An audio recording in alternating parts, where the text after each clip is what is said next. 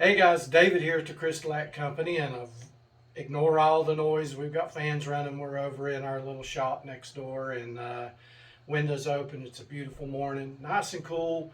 Great time to finish. So in the DIY group, there was a question come up about lines and streaks, and many of you know we've covered this several times over the years, but we're always ready to cover it again, just like today. And I'm going to show you a couple little neat tricks and tips and things like that. And sorry, not enough coffee, to get that perfectly smooth finish when using CrystaLac company products. Now, the question this morning was about extreme protection polyurethane. Products absolutely will level out on their own. You don't have any problems with that. The key is to wet it and forget it. Apply a thin coat. You're shooting for around 2 sheets of paper or 2 wet meal, as many of you may know in the coatings industry, in the finishing process. That's what we're shooting for here. We're not going for a big, thick, heavy coat, trying to get it done in one coat. These are water-based products, and the way that they dry is from the top down. There's no hazardous solvents in them to force dry or flash off, so it will only dry with the environment through evaporation. So temperature correct, 65, 68 degrees, 70, somewhere in there, but at least above 65 before you start doing that. A little bit humid in here, we're not going to worry about it because our coats are going to be so thin. So I'm going to show you really quick a couple of different techniques that I've learned over the years to make it kind of easy. So tack-on brush, foam brush, zebra, whatever kind of brush you're using, the same principles apply, okay, every time. So we're going to start out with the tack-on brush. Always stir your products thoroughly. Always stir them thoroughly. I've already stirred this one. And the key is, again, one of the tips that I always like is dip and drip. Don't wipe your brush on the side of the container. That forces air into the container. Thus, then you transfer the air bubbles over to your surface. So I'm going to show you here real quick. Get plenty of product in there. Let it soak up a little bit. Dip and drip. Keep your product on there. Now, I don't like to start right on the edge, but if you see what I'm doing here, nice long even strokes.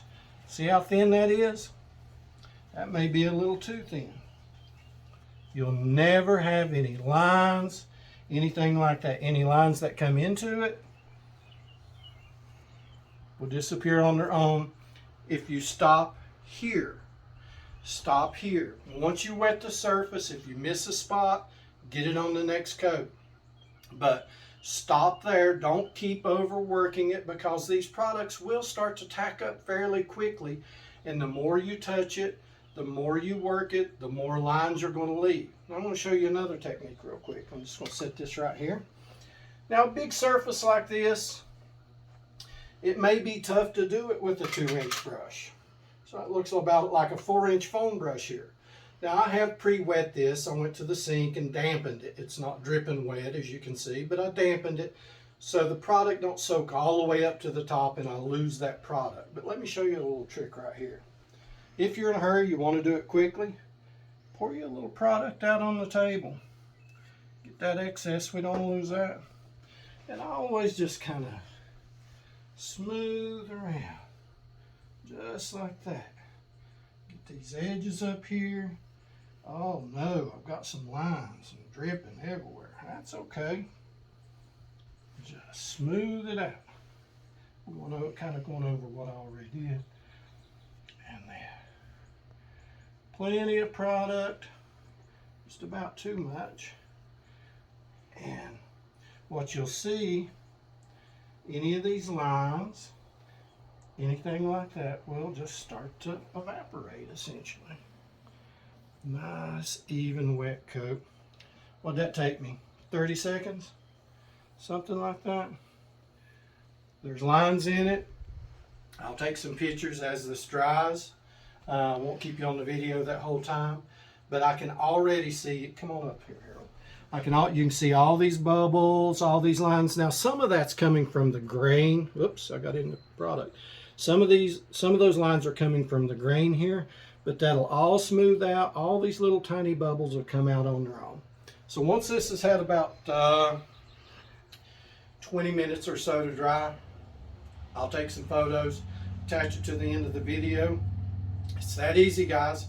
You're done. Don't keep working it. Don't keep going back and forth. If you see those lines, come up here, Harold. Gotcha. See, it's already starting to level out. See how it's already starting? So just wet it and forget it. Put you a thin coat on. Dorinda, when she developed these products, she took the work out of it for you. So don't add work to it by continually working it, trying to get those lines and those bubbles out. Wet it and walk away. So I hope this little tip helps. I know it's a little bit of a long video, but I think it's really important to understand that. There's different ways of doing it. You don't have to have a special brush. You don't have to have a special applicator. You don't have to have a spritzer bottle. You don't have to wrap aluminum foil around your head and stand on one leg in order to get the products to level out. Wet it and forget it. Put it out smooth, watch your temperature, and don't overwork it, and that's going to be the best points.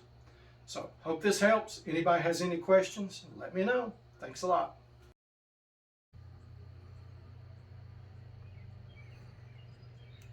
Hey guys, David again. It's been about 5 minutes since we applied the coat, and you can see what we've got so far. I did see a spot that I missed earlier. 90% of the bubbles are gone, and all of the lines in about 5 minutes. Hey guys, me again. This is about, I guess, about 10 minutes into it. No lines on either side. Didn't matter how I did it. Key is to work quickly. Don't try to put too much product on. Don't try to build a coat. And don't overwork it. And you'll get that glass-like finish, whether it is satin, gloss, semi-gloss, or matte. You're going to get the same results. Smooth as butter.